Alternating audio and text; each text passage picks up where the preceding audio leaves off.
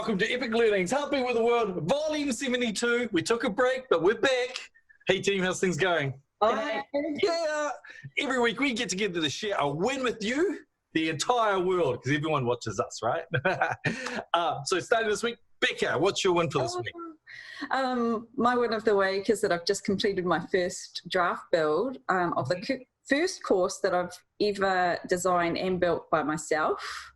So exciting. I've had so much fun. It just started off with a Word document with instructions, like a process instructions, which I've broken down into sections, and I got to use a new tool, Articulate Storyline. That's been, I've just learned so much about triggers and layers and how to use hotspots and just incorporating audio and video and all sorts of little interactions. It's been great. So much fun. From using lots of Rise to build your first content, so what are you finding the difference between Rise and Storyline?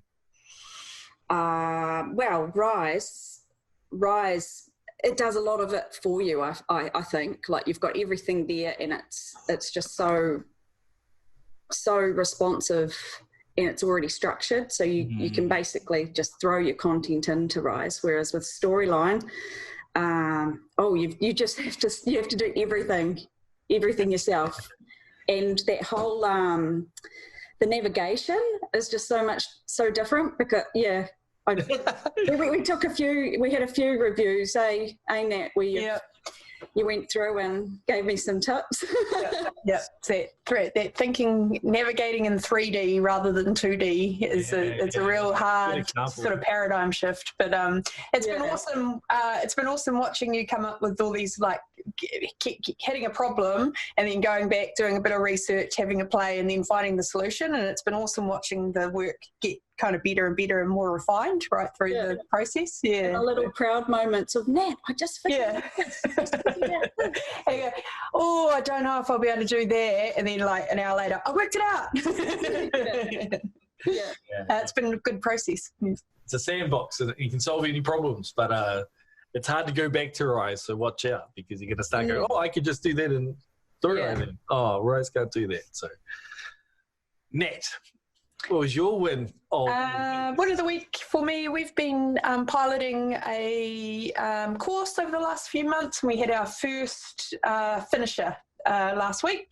And it's always great to take a course from concept through to pilot and see people actually going through and really sort of enjoying the work and getting really great feedback and lots of positive response from the pilot as well. So that's definitely been a big highlight for me over the last few weeks, and seeing them get to the end and sort of work through and kind of, I guess, some of the stuff we predicted a lot around how long we think the course is going to take, where people might struggle and things like that, seeing it sort of work and getting real-time user feedback, and that is always a good part of the process.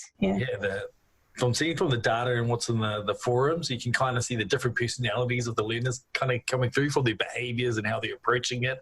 Now, so it's very cool, and then, like, it's just great to get real data, right? So sometimes we're so removed from, like, we'll give it to the client and the client goes and plays, but now we're actually there and iterating as it's happening. Super cool.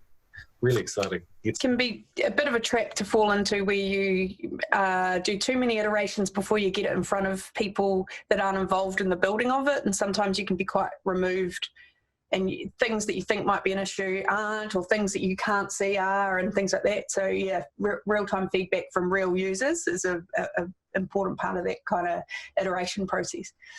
Cool. So what's my win of the week? I've been away for the last 6 weeks. Went to a couple of conferences, and then I went to Europe on my European trip.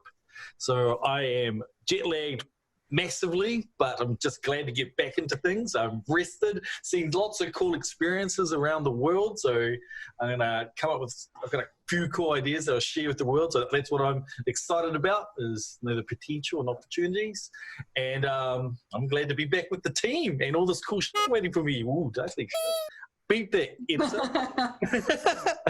A lot of cool stuff happening, just sitting there in the Slack channel for me to go through and check out.